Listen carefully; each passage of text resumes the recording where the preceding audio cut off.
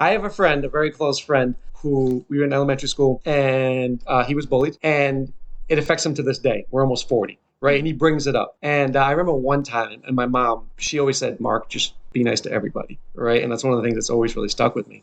But one time he came up to me, we rekindled in like college. And he's like, Mark, I just want to thank you for being like one of my only friends in like elementary school. Because I was friends with everybody, right? But it shaped him to who he is right now, right? He still has, I would say, the scars from even elementary school when we were like, 10, 11. But how did that affect you, and how do you come out of that, or do you not come out of that? Like, I feel like in a way it always sticks with you. Like you're always aware when you get older, like, should I wear that shirt? Like I remember wearing that when I was in high school, got me negative attention. yes, okay. I don't know, part of me when I got out of high school and I was like, away from, like, I just kind of went forward. I didn't look back.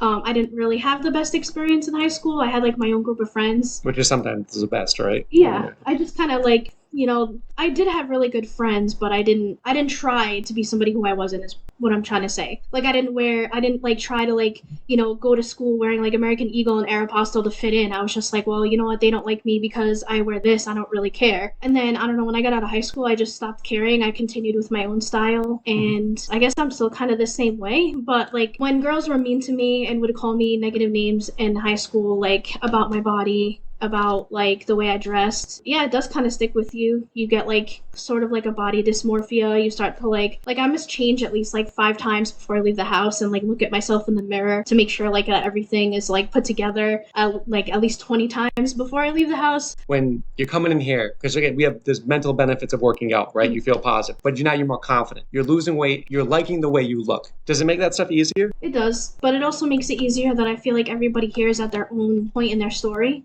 Right. That's a good way to put it. I feel like when I first started and I was at the beginning and I was really self-conscious, I had people that were encouraging me, like, don't worry, it gets easier. Oh, you'll get there. Or I'd look at like one girl who could like roundhouse kick like a beast and be like, oh my God. And like, that was you today. I was watching you do it. And now I feel like I'm that person. Like when I see somebody new come in and they're just like, they're literally staring around like, oh my God, what do I do? I just usually like say to them like, hey, it's okay. Just like, if you don't know what you're doing, just hit the bag.